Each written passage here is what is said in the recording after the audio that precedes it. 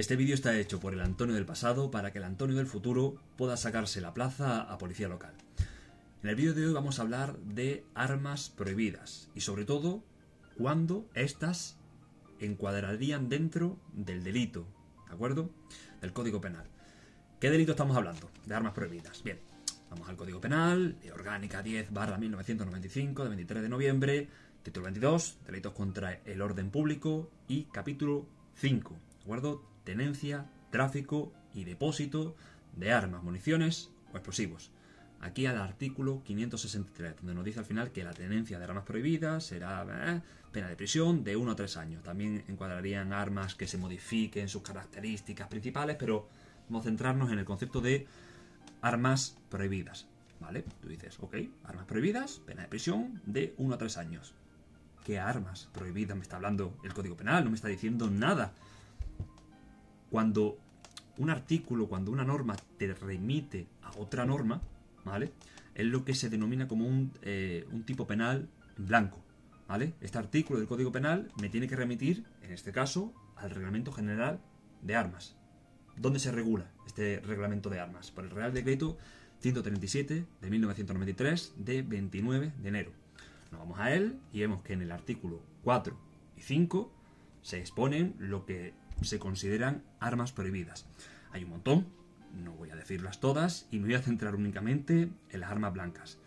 Decir que, como tal, un arma de fuego en sí no es un arma prohibida, sino también, dependerá si se sanciona o no, por vía administrativa, el uso que se le dé.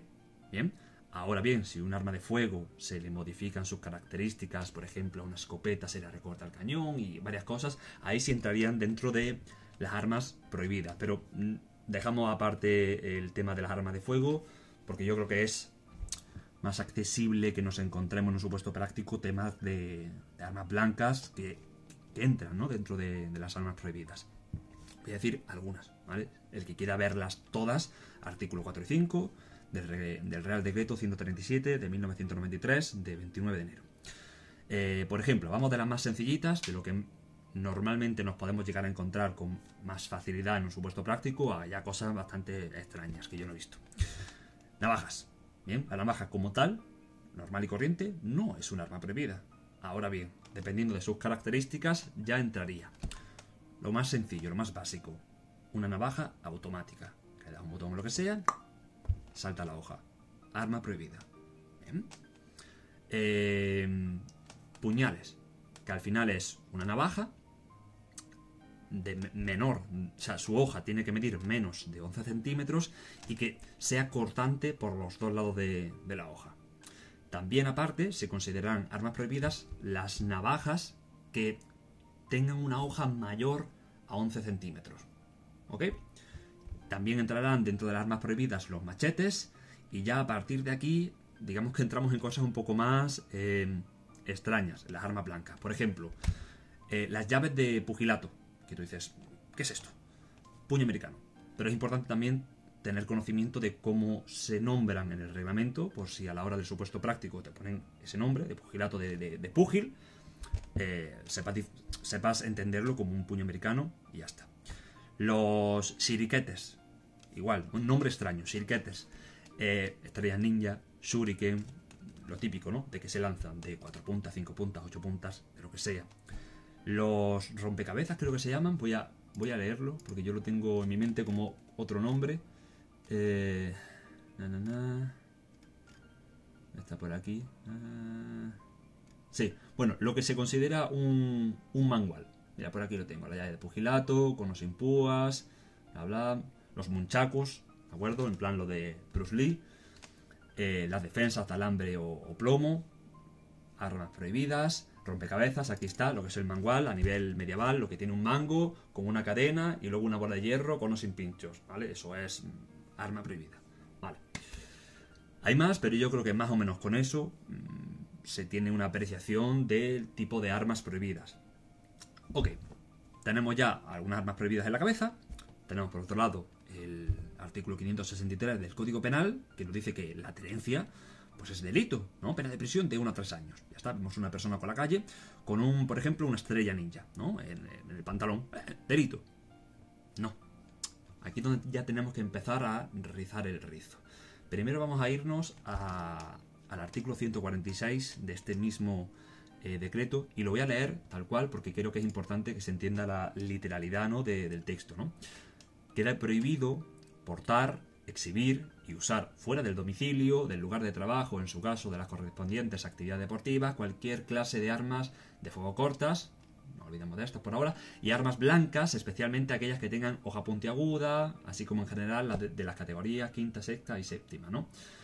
Luego en el punto 2 del mismo artículo 146 dice: deberá en general estimarse ilícito el hecho de llevar o usar armas los concurrentes a establecimientos públicos y lugares de reunión, concentración, recreo. Obviamente, eso tiene lógica. Aún así, seguimos sin entender cuándo podríamos imputar el delito de tenencia de armas prohibidas. Sabemos que está mal. En este caso, por ejemplo, serían sancionables por el artículo 36.10 de la Ley Orgánica de Protección a la Seguridad Ciudadana, ¿no?, la 4/2015 de 30 de marzo. Por ejemplo, portarlo por la calle. Vale, pero ¿también sería delito? Aquí es donde tenemos que llegar a la instrucción 9/2022 de la Secretaría de Estado y Seguridad, donde nos especifican con bastante detalle cuándo esa tenencia se podría encuadrar dentro del artículo 563 como delito. Voy a resumirlo, aunque está muy bien explicado en la instrucción. Además, nos remite a la sentencia 24/2004 del Tribunal Constitucional, donde nos ponen un ejemplo, unas características que se tienen que dar en esa situación donde una persona porte un arma prohibida para que se encuadre dentro del concepto de delito del 563. A grosso modo, la tenencia en sí, la simple tenencia de un arma prohibida, vamos a ir poniendo ejemplo, ¿de acuerdo? En un parque, yo por ejemplo tengo una estrella ninja, un shirikete. Está encuadrado en el Reglamento General de Armas, ¿no?, artículo 4 y 5, como arma prohibida, y el artículo 563 del Código Penal me dice que la tenencia de armas prohibidas pues será condenada con pena de prisión a 1 o 3 años. Pero esta sentencia del Tribunal Constitucional, junto con la instrucción 9/2022, nos dice que la simple tenencia, ¿vale?, si no tiene una potencialidad lesiva, o sea, si la persona que porta esa arma prohibida no tiene intención de hacer daño, no la exhibe, y exhibiéndola con intención de perjudicar la integridad física de otra persona, no será delito. Ojo, que obviamente sí entraría dentro de la sanción administrativa que hemos dicho antes del artículo 36.10 de la Ley Orgánica de Protección a la Seguridad Ciudadana.